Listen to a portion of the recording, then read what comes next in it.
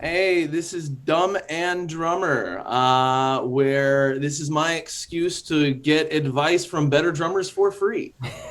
So we got the co-host Jeff, and this is our buddy Joe. How's it going, sir? It's going amazing. Thanks So, for having me. real quick, just for people that don't know, tell us who you are. Tell us about yourself.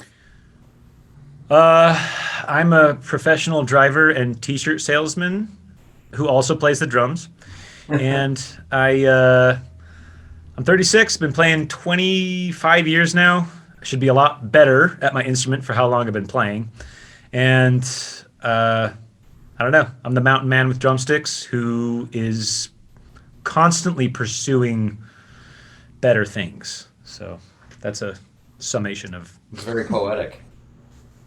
And real quick, can you give us a rundown of some people? You're the some of the artists you play with. Yes, and real quick, rundown reminds me of the Office episode where the new manager asks Jim for a rundown, and Jim Halpert spends the entire episode trying to figure out what a rundown even means. One of the best episodes ever.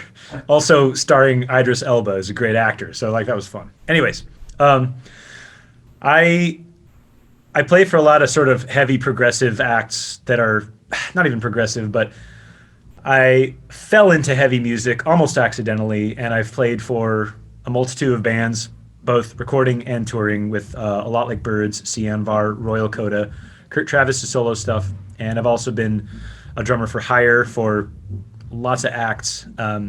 Spent the better part of the last 10 years in the studio a lot, lots of practice, lots of study, and about 25 full U.S. tours, touring internationally, and loving every minute of it, and also constantly pursuing the next sort of thing, you know? Never satisfied in a healthy way, you know? So Absolutely, that's, man. I think one of the things I love about you is that you're always pushing the envelope. You're always taking simple ideas and expanding upon them, but also being very humble because there's people in the industry that try to like expand on stuff and then they're just like an ass about it. You know, they do it for like ego or they do it for like exposure or because they're trying to create a new genre or something almost, but it's like you do it purely for the love of the music and for the love of the complexity of music and pushing it to the next level. yeah, I appreciate you recognizing that in me. It's so funny. It's always in, I guess, the sort of the eye of the beholder. Like, I Is that just the no see. effects in the background? Say what? Did the no effects just start in the background? Yeah, can you? Is it super loud? It's not. No, It's not. But I just thought it Okay. was funny because you're like on this wall, and then it was. Oh, quiet, yeah. And then as soon as we started, As soon as we started. Yeah, there's a band that rehearses next to me, and I swear they've completely played the entirety of Punk and Drublic by No Effects at this point. They're I mean, I listened to that album when I was 15. So that's but yeah. So if hopefully that doesn't get too nutty. It's not. It's not that bad. There's also a guy, and I'll call him out because I've actually confronted this guy. We don't have to get into it, but there's this guy who has two studios here for some reason, and all he does is bump this like sort of like techno horror stuff. It's like really heavy bass techno stuff, and it's really loud, and then it's in another language, and there's like this voice going da boga ti boge, and it's from like 9 a.m. to 9 p.m. It's yep. I'm not exaggerating. Is I'll he send doing you a like an video. underground rave or something like that in there? Like, are there crowds like lines of people like and like a bouncer like people receiving money to enter the studio? I think if you asked him, he'd say yes, but no. It's it's like Pride parties. yeah, it's like Rammstein without a band. It's like It sounds nasty. yeah. And That's a completely great undesirable. so. But thank you for acknowledging the. I mean, mine came from my sort of career came from an obsession with the instrument. In that I really liked watching my limbs unfold before my eyes. Practice was addicting. Realizing that I could actually sit down and spend time with my hands and feet became addicting. Like watching, it's such a physical instrument, you know. All instruments are, but with drums, like you can sit down for 20 minutes and instantly see some kind of progress if you take it slow, take it seriously. And that became almost therapeutic for me at a very early age. So that has sort of carried on. And then the career and music stuff happened as a result of just sort of circumstance meets hard work, right? Like the luck factor meets the prepared factor. And then, things just kind of happened from there. But it all boils down to still being obsessed with the practice craft and caring about pushing myself and, a discipline, right? So as far as the very, very beginning, so you would say A Lot Like Birds would be the first major act that you played with? That I recorded for and toured for, yes. But years before that, this is little known. When I first turned 21, I had been playing for some heavy bands and stuff. I was the jazz guy who played hardcore. You were that guy in the drum class. I was because I didn't know I was doing the right thing at the time. I was just soaking up drums. But when I was 16, let's look back at 16-year-old Joe. I was playing in jazz band and orchestral, like symphonic orchestra in high school, and the drum line, just because I wanted to soak it all up. And then on the weekends, I was playing with a punk rock band called Pork Chop, and we were playing No Effects covers. So Sick. I kind of absorbed, and then my parents listened to a lot of funk and like Tower of Power and jazz fusion and smooth jazz and stuff. So I was just having this stuff thrown at me. But I lived in a small town in Utah, so I didn't really know what to do with it. I was like, is there even a real world outside of my community? And so I became sort of like the guy who could finesse my way into hardcore music in ways that other drummers potentially couldn't. That's the only way I can assess it, because it was a weird transition. I still played jazz for a while.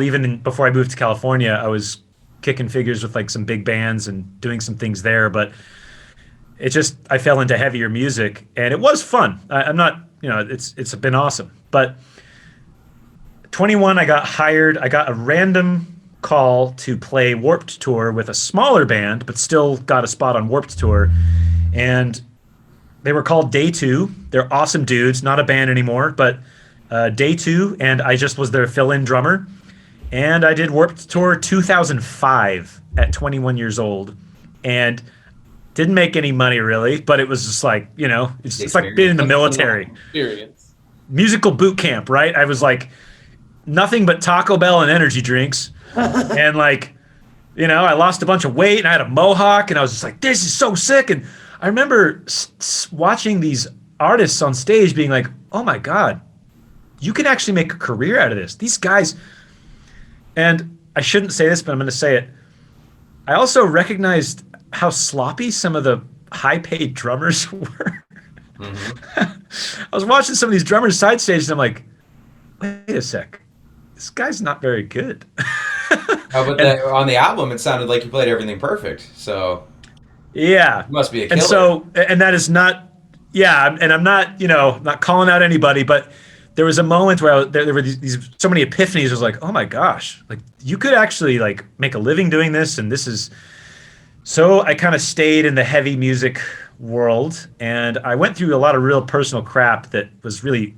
I went through some darkness, then moved to Sacramento, and that's when I met up with A Lot Like Birds. And in Sacramento, I just applied my mentors, never say no to a gig, take everything you can get, and then I was just with A Lot Like Birds, wedding bands, playing in jazz trios downtown, and just soaking it up.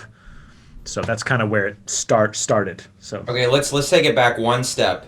Okay. For the listeners that are like, I don't have any gigs, I don't have any bands, I got my kit, I play when I can.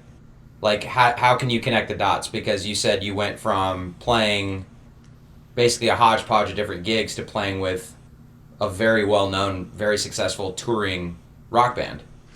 Yeah, so how did you get there? So again, one thing I talk to a lot of my students about this too, is that a lot of people really like to focus on practice and being the hermit, which you got to do. You got to live here for sure. And I'm not even a very social creature, but you do have to network at some point. At some point, you have to sort of put yourself out there, no matter how social or not social you are. You got to be at certain gigs saying hi to people. People need to know your face. It is a very, very social industry. People half the time are hiring people, not even because how good they are at playing, but because they know you're a nice person. They know that you're maybe sober or whatever. Mm-hmm. And so the more you sort of insert yourself, annoyingly so sometimes, you kind of have to do that. So that's one thing to consider. Going to gigs that you're not even playing, I don't really do this anymore, but when I was younger, I went to gigs. It's like, oh man. And I'd be jealous, I'd see other drummers playing and like, man, how do I, this dude's got like 5 gigs in this town. And like, but some of those gigs ended up hiring me later. You just show up, shake hands, have a few beers, talk to people. It's such a cliche thing to say network. In fact, saying networking is just like, oh, networking. Or like, are you on that LinkedIn? Before. Yeah, exactly. LinkedIn. If I can real quick, I just want to tell a really quick story about how the weirdest way I got a touring gig. I was on a walk to go to the store. I bumped into a guy. I bummed a cigarette off of him, and he looked like a metal dude. And I was just like, you know anybody that needs a drummer? And he's like, my band's about to go on a U.S. tour, and we just lost our drummer. Oh, shit. And that was how I went on my first full U.S. tour. They're trying to tell us to quit smoking. Yeah, no. If he never, that was a very valuable cigarette that he bummed.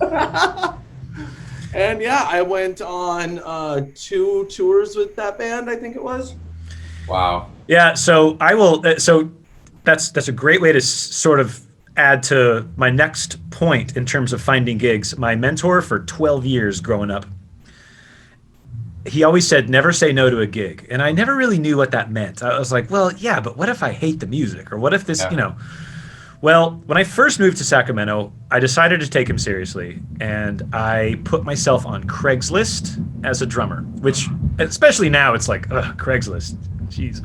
But I got picked up by a few random gigs. One of them was like, we played like really sloppy Chick Corea and Herbie Hancock songs in like a lounge with like 3 people. Mm-hmm. It was barely a gig, but I was playing, with some good players. There were good players, but like no one was there because no one wants to listen to Chick Corea at a bar. But anyways, so I know, me too. But like, we had like a guy picking up on an older woman and then like a employee. It's like they don't care. But you gotta work with what you got. I mean, there's 3 plus I was there. gigging. Yeah. The whole point is I was playing and I was learning, and they were still calling me out on the figures I wasn't hitting, and I was like, and me at the time I was like, who cares? There's nobody here. They're like, dude, we care. Like, and I learned a lot through that. But one thing, and I'm not downplaying that either, because like I would still do that now, but I got a cover band because there's a big wedding band circuit in Northern California. Because if you're in Northern California, within an hour's drive, you have Tahoe, Silicon Valley, San Francisco, Napa Valley, and Sacramento. And the upper echelon wedding market there is ridiculous. I mean, we're talking $1 million weddings, and that's not an exaggeration. Mm-hmm. And so there's a huge sort of like competing world of wedding bands there, and they're all awesome, but you can charge upwards of 10 to 15 grand for your band to play a wedding. And that's like pocket money for Daddy Warbucks. Probably finds that in the couch cushions. He's like, anything for my little girl. It's like, sweet. Yeah. So, so I joined a band called The Hits that found me on Craigslist, and we were playing casinos, making $300 in a weekend, which was the most money I had ever been paid playing drums, by the way. And it was 2 3-hour sets a weekend for $300. $300 for you, or even split, or $300 for the whole band? $300 for me. Oh, okay. And it's like $50 an hour. That's really decent. It was good. It was good, and it was just funny because playing to a casino is hilarious because again, no one's really paying attention. And so I got all my stupid butterflies out where I was like, oh my gosh, what if I screw up Billie Jean? It's like, dude, no, You're not going to screw up a Michael Jackson song. Yeah. So, sorry, I'm dragging this story out. But what happened is that band ended up not being a thing. And then I went on my first tour with A Lot Like Birds, which was super DIY and insane and 4 months long. It's another story. But way later, this is an example of like the causality of your choices and why you take what you can get. Because there was the highest paid wedding band in Northern California called Wonder Bread 5. A bunch of white dudes playing soul music. Mm-hmm. They were tied into the guitarist from the hits, just because friends. And their drummer was on a country tour, and their sub drummer was on a pop tour. And so they called him and said, "Hey, do you know a good drummer?" He said, "Yeah, actually, this guy last year learned every tune in like a week. Hit him up." So I got hit up by these guys, and I ended up playing the highest paid wedding gigs I'd ever could even possibly imagine. I got about 20 of those gigs over the course of years. That wouldn't have happened if I hadn't done that Craigslist thing. Yeah. And so you never really know where, and I ended up becoming good friends with those guys too. So like you never know where your choices are going to take you. So don't think too hard about like what the now is. Just take what you can get, and so you know when people say, "How do I get gigs?" It's just inserting yourself, being confident enough to show up and be like, "Hey, I'm not perfect. You know, I'm going to make a few mistakes, might get a few dirty looks from the bass player. I don't know, but." And there were gigs I failed. I auditioned for a few jazz fusion groups that were like, "Nah, you're not our guy," and a handful of other things. I didn't get certain gigs, and I think that's actually a good point because you should also be going out for gigs that you're not going to get, in my opinion. Like I auditioned for this band here in Austin, and I had tracked all the drum parts out in my program and everything, just as like a safety net, because it was like a vamp band. It was like they just take a keyboard riff and just vamp that riff for like 3 minutes. And their lead singer was female, kind of like Rage Against the Machine sort of style. So it was almost like it felt sort of improv-y. But I was like, I want to nail the changes. It's really important to nail the changes. But when we met up, he was just like, "Nah, I think we're good. We like this other guy better." And it's like, I don't want to say no. I don't want to only audition for the gigs that I feel like I'm going to have the best chance of getting. It's just like a job. It's like if you're looking for a job, you're like, "Well, how many interviews do you have coming up?" "Just one. The job that I want." Okay, that's dumb as shit. Like, you need to have like 10 interviews lined up. Because if you want to work and you want to get money and you want to do that work or whatever that work is, you're gonna have to not put all your eggs in one basket. Yeah, and that's a good point. It's a very good point. And another thing to even add on to that is, I'll reference Stanton Moore's start to music, where Stanton Moore, for people who don't know, a Nolans funk masterpiece and a really great dude. His first like paid gig was a polka tour. He did a polka band tour, and he did it begrudgingly, like fine.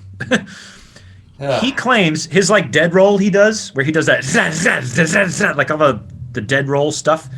He claims that he came up with that idea on that polka tour, and that's how he added flavor to that, and that's like now his signature thing. So when at his clinic, he was like, that's the tour I was most grateful for out of all the things I've ever had, because it showed me that there's nuance, there's possibilities in everything, and even the things that don't seem like they're good, or it's kind of up to you, right? You turn it into something epic. Find a way.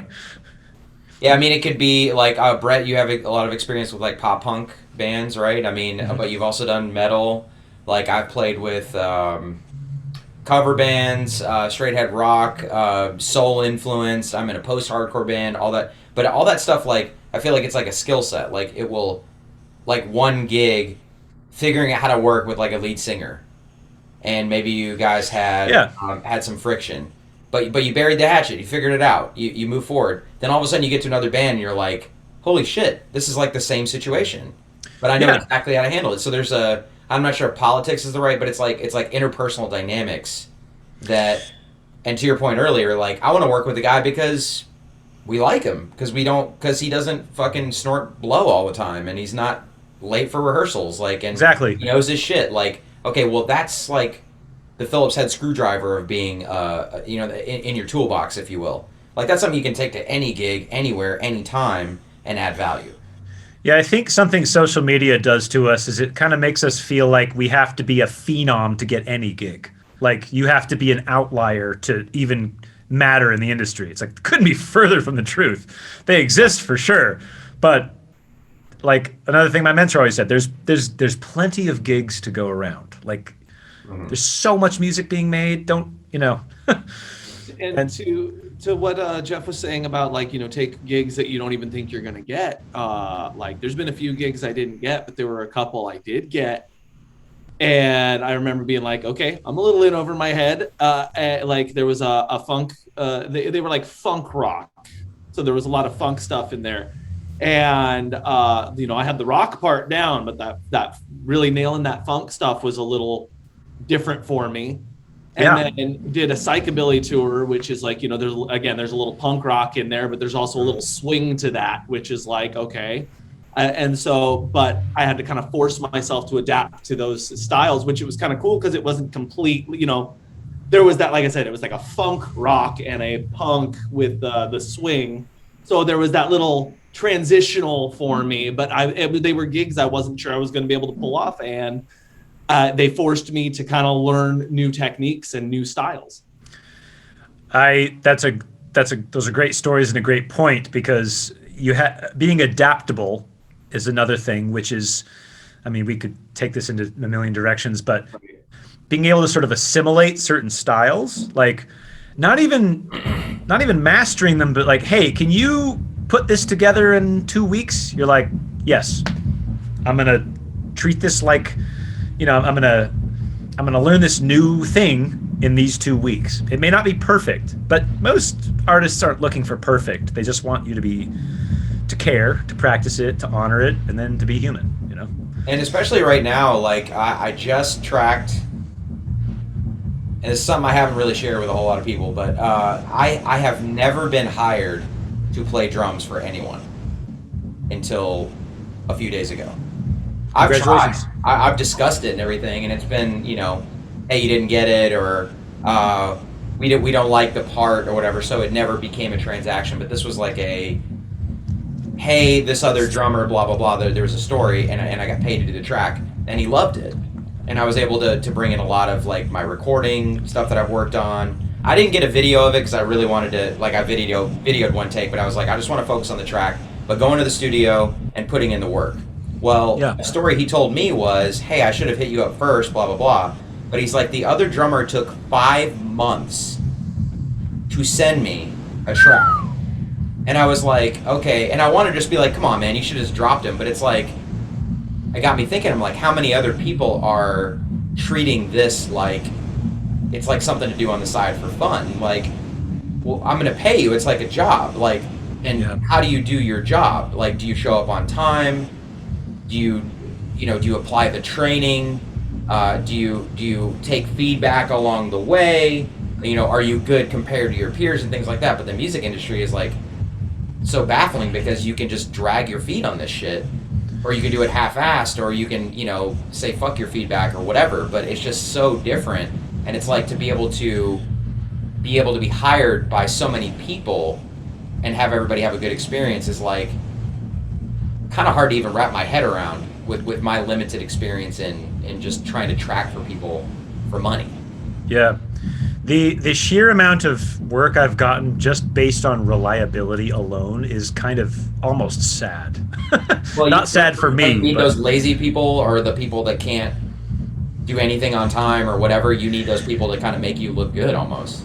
Yeah, if you're the person who can like a really good example is I did 2 tours with We Came as Romans, who are not music I particularly listen to. They're great guys, and of course had a very tragic event befall them a couple of years ago. But that's not a circle I'm in at all. But metal circle, if you will. Yeah, sort of the sort of metal core, I guess. They were kind of. I learned being with them that they kind of pioneered a little bit of a sound that a lot of bands kind of jumped onto for years, which is kind of this metalcore, synthy, heavy stuff It's like just technical enough, but then there's these big poppy choruses. When I found out when their first big record was released, I was like, wow, you guys have been sort of pioneering this sound for a while. But that's the last band I pictured myself playing for. I didn't know much about them, but I remember getting home from the Sianvar tour at like 4 a.m. And the next morning I woke up with a voicemail at 11 a.m. saying, hey, I got this band that just needs a drummer who's reliable, who can learn songs quickly. Wow.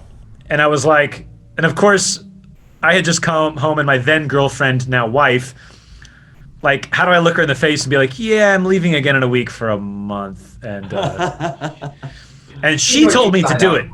She was the one who was like, in fact, this is an even cooler story because she was like, are you kidding me? This is what you're built for. Go do it. And that was the week I proposed to her. Nice. So, yeah. That was when I was like, oh my God, this is like the human that I was meant to be with. But when I had the phone call with him, I was like, all right, I haven't played double bass in like a year and a half. But I can promise you, if you give me the right pay and the right amount of time and stuff, Mm-hmm. I can treat this like a 9 to 5 and drill these songs and get them to about perfect playability by the time of the tour. And they trusted me. Maybe I just came off confident. Maybe it was the recommendation. I think they even paid for the double kick pedal because I didn't own one. Wow. They bought you a double kick pedal. They bought me a DW 9000. Okay. Awesome. Yeah, shout out to those guys because they took a risk a little bit, but I don't know if it was the recommendation or my confidence, but I did. From literally 9 to 5 with a lunch break every day, I just drilled like 13 of their songs for about a week and a half. Nice. And then I flew out there and I felt way out of my element, like disgustingly out of my element. But first show, we were direct supporting Parkway Drive. Those shows were massive. And I fell into it in 3 days of the tour. Within 3 days of the tour, I was like, all right, these songs are feeling second nature. I bet within 3 minutes of you sitting down for that rehearsal, or whatever the first live setting, they were like, dude knows his shit. Because, it doesn't take that long to hear if somebody's shaky or if you're like, this part's a little advanced. If you're shaky now, God only knows, a month down the road what you're going to do when we're live, Yeah, in fact, I'm not just trying to throw out all my accolades, but another example is when I flew to Australia to play with Amity Affliction, dude, we were playing Groove in the Moo, which is like it's like Coachella in Australia. It's like a big festival with like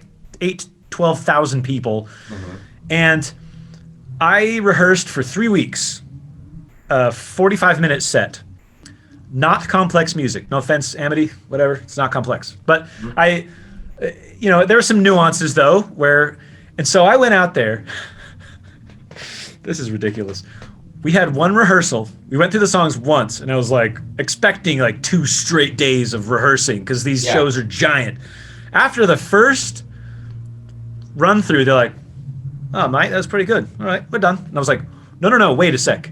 I want to keep. They're like, no, man, you clearly practice. Like, you're fine. I was like, dude, no, I want to get more comfortable. Like, we should rehearse these more. Like, nah, we got a photo shoot. So after one rehearsal with these guys, that was a weird moment with Butterflies. Walking on that stage in front of that many people, having only one rehearsal under my belt was like, I was pretty sure I was going to just fall apart, but made it work. It was, maybe they just knew. Like sometimes you just know. You get the vibe from people, and you're like, dude knows his shit. Or maybe it's like a cultural thing in Australia. They're like, I don't know.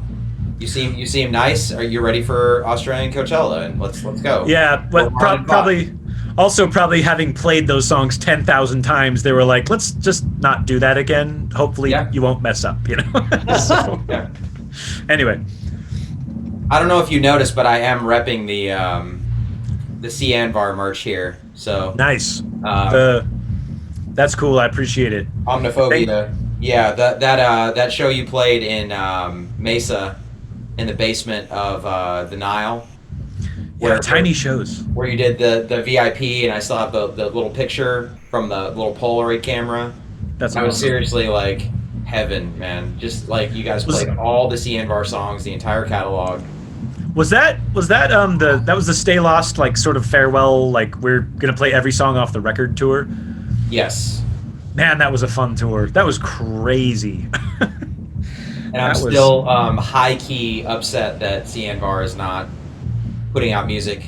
Me too. And I think there's only a couple bands that I was like, if I had unlimited funds, I would just throw like a shindig and just be like, I want to book you, name your price, name the time, and I'll get Daddy Warbucks money or whatever I got to get, and I'll bring you, and I got to bring my boys from Emory out as well. Oh, Emory's. Dude, Emory was on the 2005 Warped Tour I talked about. We shared a stage with Emory, so I got to see them in kind of their like element, where they every day they had a different getup. So one day they'd all be wearing like Hawaiian shirts, the next day they'd all be wearing like shirts and ties. And this is in like 100-degree Warped Tour weather, and the next day they'd all be wearing like jerseys with wigs on. Those guys were unreal. They're still. I just watched a live stream for them like 2 weeks ago or 3 weeks ago. That's so cool. And they included a vinyl with it that's going to be here like next month. Beautiful. That's so cool. Yeah, it was awesome. Great band. All right, what do we got next?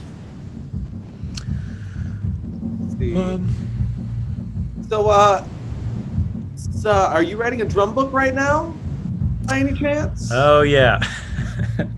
Yes, I am desperately grasping at straws to try and organize my ideas, which is the biggest challenge. Good ideas I might have, organization I may not. But it may not be ready for years to come, but I think I've told Jeff this before, but there's so much drum educational material out there. It's endless. And there is still room for more, obviously, because it's such a deep concept and subject. But weirdly enough, despite all the stuff that's already out there, there were certain ideas that I could hear drummers doing that I still couldn't really find the material to cultivate my own skills in that department. And listing them would be very technical and subdivisions and going over the bar line. But so utilizing the stuff I learned from my drum teachers in the past and my own little innovations that I've had to come up with in my own practice routines, I was like, I have the tools to develop these systems. If I actually sit down and be analytical about it, I could map out systems and loops to get myself better at these ideas. Also things that, all the stuff in the bands that I've been in, a lot like Birds and Sianvar and Royal Coda specifically, all the most popular stuff, like the most common stuff, people say, hey, how do you learn how to do this thing? And noticing what people hyper-focus on, I'm like, man, this is stuff that I didn't really know I was developing something potentially innovative, but it seems like perhaps I did. And I know how I practiced those things. So, when you release a drum book now, it's going to have a plethora of things that are also in other drum material. There's going to be so many crossovers, it's ridiculous. But like, hey, here's how to play a paradiddle. It's like a paradiddle. Wow, that's so cool.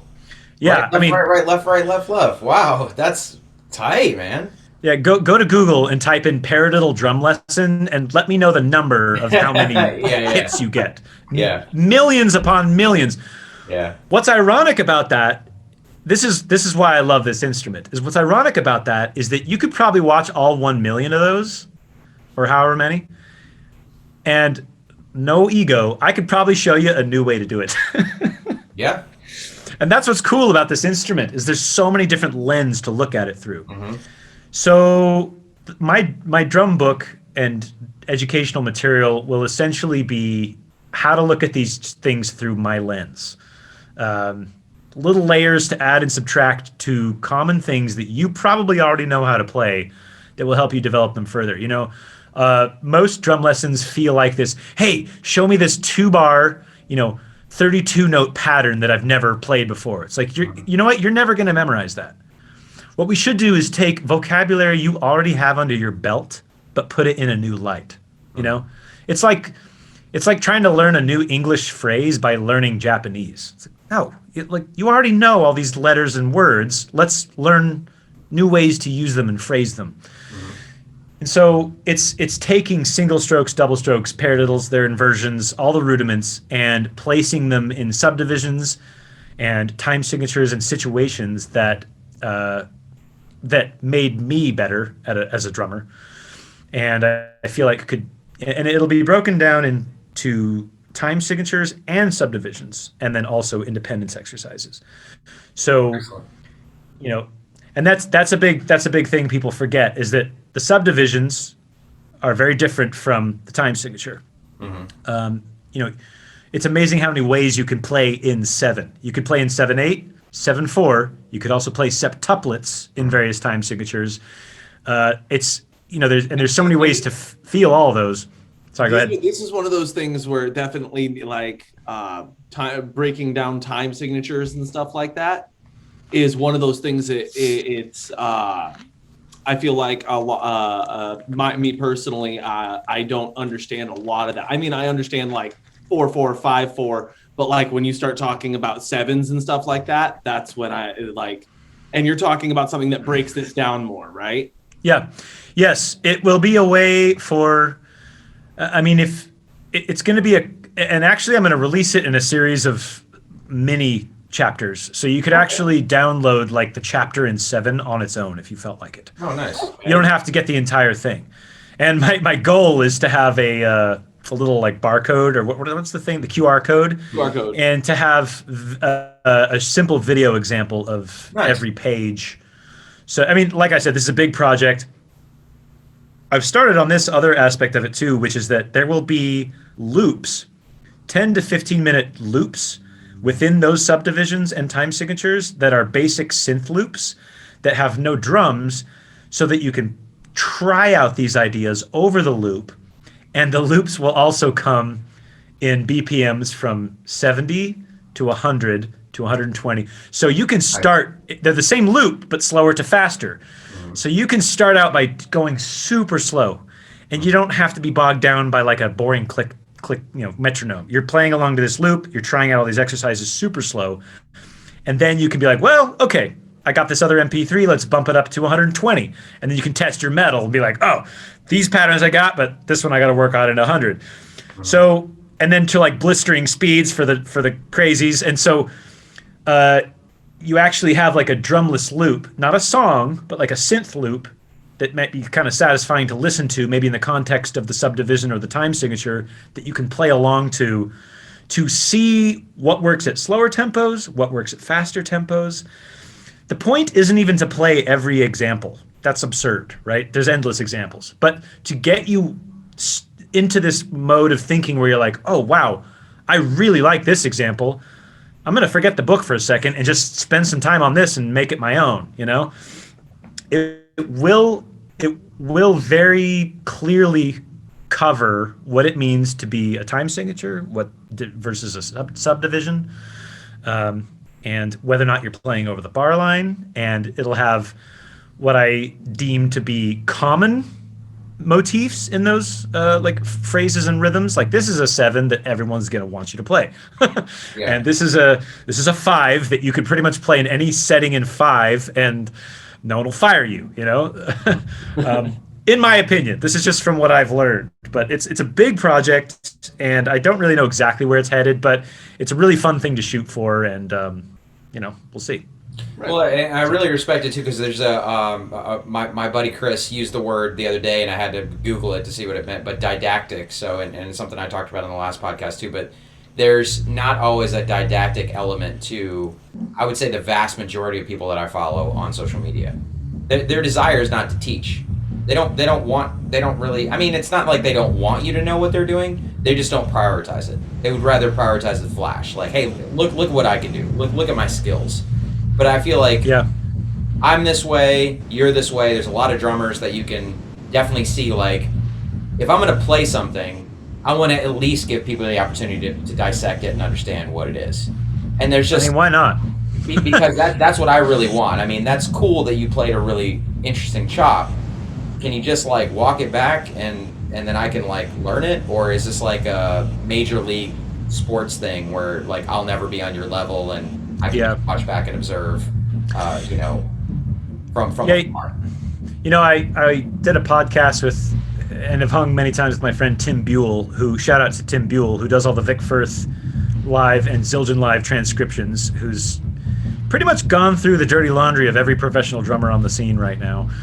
And when I sat down with him over coffee once, I said, all right, man, you gotta like tell me their patterns. Like, you gotta, tell me the secrets. Give me he said, honestly, man, he's like, I wish I had more exciting news about these cats, but the bottom line is they're using so many of the same basic patterns that we all use. It's just the difference I can tell with them is that they have just put in their time.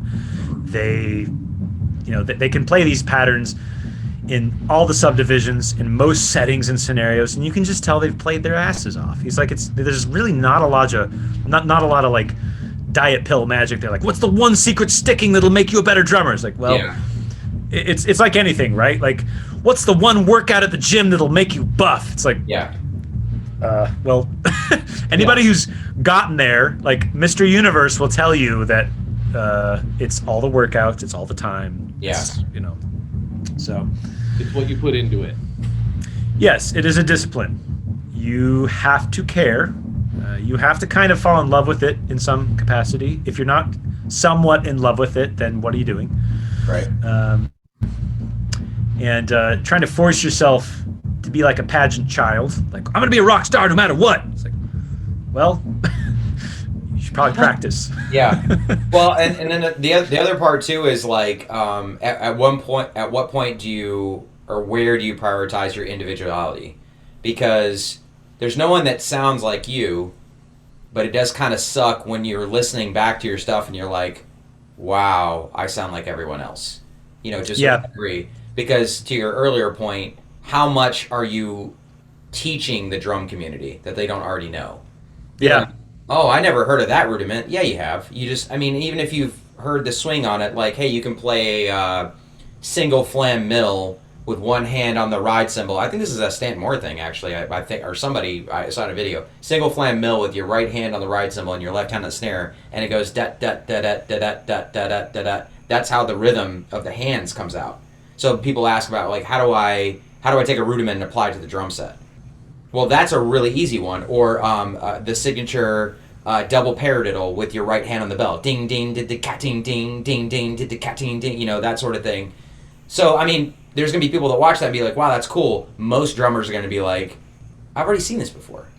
So that's something that's really been on my mind lately. Like, how do you... And that's something I've always respected about you, because nobody plays like you. I think we're downplaying that right now. It's very, very, very difficult to have a style that stands out, that doesn't seem like a carbon copy of a dozen other guys. And it's just the nature of the beast. Like, you can't be Vinnie Colaiuta, you can't be Gavin Harrison, you can't be Steve Gadd. You can't be these legends. But I feel like you can be at the same time. You just have to, like, you have to be doing it for the right reasons. You can be a carbon copy, or you could be yourself, but I don't think you could be both. Yeah, a really healthy moment for me was not putting other players on this, like, god tier pedestal. Appreciating them for the hard work they've put in, but also not holding professional players in such an absurd high esteem that I'll never get there. It's like, they probably had those feelings too at some point. And that echelon of players are a really good example, because when you're watching the much applauded drum battle, or the shed between Steve Gadd, Dave Weckl, and Vinnie Colaiuta, which is kind of one of those, you watch that video and you're like, holy crap, that was the apex of jazz fusion madness at the time. Those three guys were the biggest innovators for the most part in the public eye. And, here they are at the Buddy Rich Memorial. Like, what an honor. It's just absurd what they're doing. Mm-hmm. And they didn't even know at the time that was going to be immortalized, right? They got paid, that they're there, and they're loving everything they're doing, and they're probably all buds. And who knows if Vinny was looking at Gadd and he's like, man, I wish I had that guy's feel. And Gadd's like looking at him and he's like, yeah, you wish you had my feel. He's like, I wish I had your chops. But the point is that, like, those three dudes and many others they can sort of be on the same level of practice and understanding and sound completely different. Yeah. Just completely different. That's such a great. Yeah, it's like, because Steve Gadd, in fact, the best moment of that entire thing is when he busts into his signature Mozambique funk groove, and everyone, yeah. That's the biggest applause because everyone knows exactly what that is. That and wasn't that's the biggest applause, homie. That was no. You're wrong. Oh, maybe not. Probably not. Vinny got very loud cheers after all of his because he's Vinny. Because of all this. Can't say he's the GOAT. Well, not when you share a stage with Steve and Dave, but I mean, he definitely is the GOAT. Loud-ass cheers. Vinny is, and I mean, I haven't watched the video in a while, but without being hyperbolic, he has been my favorite drummer my entire career. But maybe not the biggest cheers, but I did like that applause erupted when Steve Gadd did his solo and his first solo and then busted into the Mozambique groove, because that elicits so much, like, it's not chops, but it just feels like butter. There's nothing that Gadd does that is choppy. Yeah, he's. Like, I mean, that's like in the sense of the word now, and I actually the reason why I know people cheered loudest for Vinny, shameless plug, because I transcribed all of his parts. I know you did. I saw you showed me the video. And I after I did the video, I found another guy on YouTube that did like a better transcription, like a more detailed and probably more accurate from what I saw transcription. But it was still a fun project to try to break some stuff down. But I think it was the linear singles, and it was some of the flashier 2-against-2 patterns that he kind of made his own. He kind of made them instead of on the downbeat, made them on the upbeat sort of thing. The audience, and he's got that, like, with the traditional. Well, they all play traditional. Weird that I didn't realize that right away. But I think there's something about, like, Vinny. He always ended with like a flourish. Like, he would always, a lot of times where he would just, his body language, it like elicited that response from the crowd. But like, yeah, I mean, I listened to Steve Gadd solo from Asia, and I listened to doing stuff with Drumeo and syncing up like some of the jazz stuff that he plays, and it's just like, it's super intricate. Nobody can do it like him, but he's not going to put that on Instagram and be like, oh damn, look at those chops, holy shit, I gotta what was that pattern that you played? And it's like, that's just all straight feel and straight butter, like you were saying. That's all. Yeah, he chops. He just has, and that boils down to individuality, right? Like, he may not have all the chops, but somehow just his individual approach to music and the instrument earned him his. In fact, it was years ago, but there was a modern drummer poll where within the professional industry, he was the most coveted. So between all like the top drummers they interviewed, and they said, who's your favorite, who's like the most influential, he won. Steve Gadd won. And they probably asked Vinny, and Vinny's like, Steve Gadd's my favorite drummer. Although I think Tony Williams was Vinny's favorite drummer of all time. But I don't know, it's and to the point of these players, side note, when I'm on these tours, I have a lot of young drummers come up to me and ask, who are your favorite drummers? And I list off 10 people they've never heard of. Because I think they're expecting me, and this is not a slight to them, it's actually an inspirational thing to say, is that they're expecting me to maybe mention drummers that are within my genre, or like within the touring scene I'm in.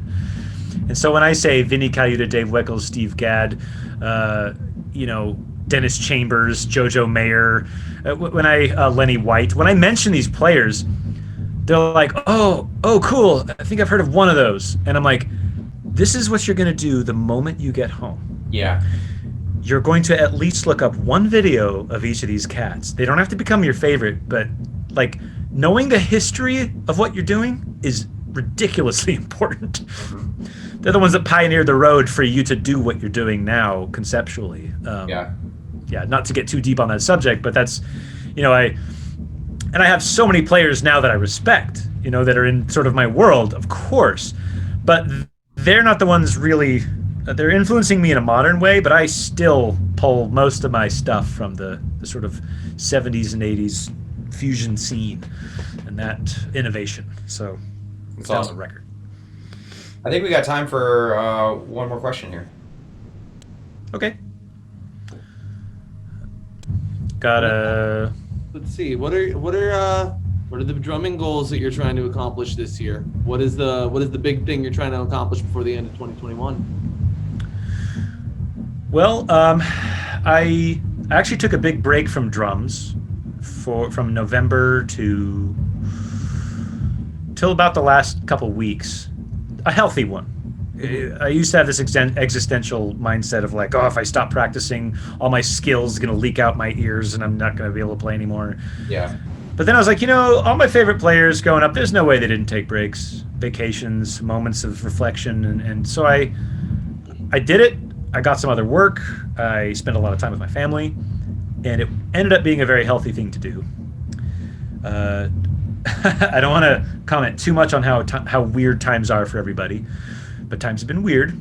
It's no secret. And things are looking up.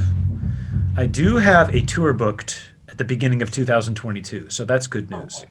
Sianvar, right? Yep. Oh. All right. Well, we're out of time. So let's wrap it up. Nice try, Jeff. My goals are to practice hard. Wait, was that facetious or are we actually out of time? We can be out of time. No, we're not out of time. I just really want Sianvar. I wanted you to say Sianvar. You got me too. I was like, oh well, my goals are get better. I see it.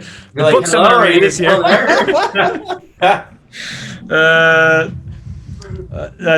The goals are to read all of Barnes and Noble's bestseller. Okay, close the laptop. But no, I hope to practice a lot of new things. One thing I'm going to focus on this year, practice-wise, for those of you who might be wondering, is I have downloaded a bunch of material from Matt Garska, which I didn't want to be awesome because that would be too cliche that his educational material is awesome, but it's awesome as hell. And I've decided to completely buy into like a very modern drummer's approach to things, and it's been really educational. It's not a plug. It's just sometimes you just got to choose a path and just like do it for like 6 months and see what happens, right? And so I chose a lot of his stuff to work on, and so far it's been really illuminating. So again, not a plug, but like that's what I'm doing. I'm sitting on 4 records that are unreleased and a Royal Coda single. So there's going to be a lot of music coming out, which I'm really excited about. Some of it's absolutely bananas in terms of the playing and shreddage, and some of it's very, I'll call it refined musicianship from us. Mm-hmm. So there's sort of a little bit for everybody. Royal Coda is now with BMG and Rise Records, so there's a lot of cool stuff on the horizon there. Didn't expect that to happen at 36, but it's happening. So, and I'm also doing, I'm in the gym 6 days a week, feeling better than I've ever felt in my life physically. I start Taekwondo in the middle of May. Nice. So these may not be drumming specific, but I assure you they're all related. I've been on a journey of trying to get myself healthier for the sake of drums. Hell yeah. So I know exactly what you're talking about. It all comes around full circle, and yeah, I really would like to have you back on a little ways down the road, just to talk about specifically how to prep for tour, mental health, things like that. That's a big thing we try to bring into this, but it doesn't always get talked about because it's no big secret. Nobody really talks about mental health that much. They could be having a really rough go of it, but you still see them on Instagram putting out videos. That doesn't mean shit at the end of the day. I mean, for them personally, they're still a human being. And I think some of that is lost. The social media shuffle. We need to remember that the cloud does not represent real life. It's a mere fraction of what's really going on. Absolutely. And sometimes almost intentionally so. We project something there that isn't real. So that's an important thing for people to remember. But yeah.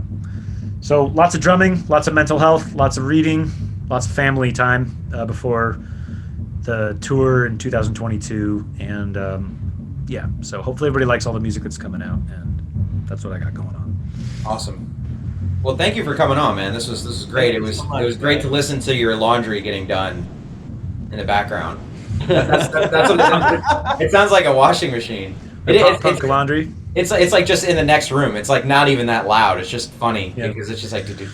Yeah, the most frustrating one is the other wall is shared by some dudes that are just producing hip hop beats all day, which I love. However, their monitors and their subwoofers just shake. Like, I'll be actively playing as hard as I can still feel the shake. Just saying a lot. So when I have to record something, I have to be very strategic. It's kind of insane. So That's a We're all first paying world rent here. Yeah, Yeah. exactly. It's a shared space. I mean, you First have a world place to problem. play. Yeah, so you just can't play at your house then? No, I just, I got 2 kids. My wife works from home. It's just, they would probably make time for me because they care about me a lot, but Yeah. I just can't do that to them. I just can't. And so I make this work. I love this place though. So So it's you have awesome. like a practice pad kit or something at your spot, or a practice pad or something there, right? To I got a pad, but I want an electric kit just for pattern development at 2 a.m. I would love to have like a Roland kit. That's the Yeah, next actually, investment. Wojtek Daragowski. Have you heard of him? Definitely follow him. Brett, you've heard of him? Yeah, I follow him. Yeah, he's a really, really good player. I don't really know. I think he lives in like Sweden or something like that. But he has a couple of videos where he just has the brain, the kick, snare, and hat for like he's endorsed by Roland or whatever. But he has that at his apartment. Because then he's like, I can just like chop out ideas and like make notes and stuff. And then when I go to my studio, I can have that stuff. Like, so I'm not trying to tell you what to do, but it was kind No, of that's perfect. He like I mean, shared his story, how he's like, I made this work for me. Obviously, I have to keep it down. Like, I have, he's not married or anything, but he's like, I don't apartments have or something. Yeah, yeah, Yeah, yeah. If I think an ideal situation for me is if I had a basic Roland setup. I don't need anything extravagant, and even if I just kept it in my garage. I mean, I live in Nashville, so the weather here is not bad, and like, yeah. if I just sat down for an hour every night and just plunked out ideas, or at least for drilling and like keeping independent stuff up, that alone is something that I would never overlook and am obsessed with. So it'd be, yeah. So that's a good idea. I wish I had more space because I'd love to just do a stripped down setup of just kick, snare, hat, and just really challenge myself on, like putting out Minimalist practice. maybe ideas. 20% of the time, like make an interesting video with just these 3 voices. Yeah. And it's like a lot of people would be terrified. They're like, I without a double bass pedal or without like a bunch of cymbals or a huge setup, like I don't even know what I would do. Yeah. Look at JD Beck. That's my practice pad setup. Is essentially I have my reflex pad as my snare pad, an old Vic Firth, one of those little 6-inch wood ones. I have that on a cymbal arm from the snare stand as my hi hat, and then I just have one of those Gibraltar kick pads, and it's just single kick, snare, hat, and that's my little practice setup for working stuff out in my room. That's awesome. I think everybody should have a variation of that, honestly, and it's just like it's so much more tempting to go through your entire rig, sit down behind the big rig and put out a video with that. Feels a lot better than like check out my practice pad kit video. It's like, nah, Yeah. So if you take social media out of the equation entirely, which is solid, your practice pad culture really, really defines how much you care about your craft. It's like, because playing on a practice pad for most people, especially when they're doing it in the beginning, is the most boring thing on earth. It's a hunk of rubber on wood. Like, you really have to care about your hand development to make that into a routine. Absolutely. It's very hard for people. And I talk about it all the time with my students because I'm like, did you do practice pad this week? They're like, no, but I played the kit. I'm like, you need both. You have, developing your hands here is so pivotal. It changed my life and became kind of almost a therapeutic meditation and discipline to sit down and do that for an hour. And yes, I watch Futurama in the background, whatever. But it's how I develop most of my time feels, my getting new things under my belt that I didn't have before. And then I take it to the kit. It freaking works. Yeah. So it's my last endorsement of practice stuff. Absolutely. And then also this podcast is sponsored by Reflex practice pads. Reflex, nice. The #1 practice pad in the game. No, I'm just kidding. They are the best practice pads, though. That is serious. They really are great practice pads, and I love their page. They're very interactive with people. Yeah, practice pads are awesome because they are a very simple thing to to physically manufacture. Yes. But practice pads are about the communities, right? You have people who are sharing, especially marching drummers. That community is nuts, and practice pad companies being so I'm with Movement, but all their that's the thing. When I made a video for Movement, I was like, well, all practice pads are rubber or wood or both. So that's but it's it's like about the community. It's about this motivation to be like, okay, well, this one actually doesn't have as much bounce. This one has bounce just like a snare drum. It's amazing how much you can get out of such a simple idea, and it's amazing that you have something where you could be without a drum set for a month and still keep your hands in shape. I don't know another instrument you could do that with. So that's true. That's really true. You could be without the instrument itself and be able to keep up at least most of your, your chops. Is that interesting? It is. All right, I think that's about the time we have. Really appreciate you being on again. Let's definitely pencil in getting you on again to talk more about touring, especially after you actually start touring again. So I will be on. The drum community has given so much to me over the years that I will give whatever back. I love being on these. Been on a few, and this one's been great. You guys are great dudes. So anytime. Thanks, man. Yeah. Right. Thanks for everybody for tuning in. See you next time. Take care, dudes. Take it easy. Happy drumming.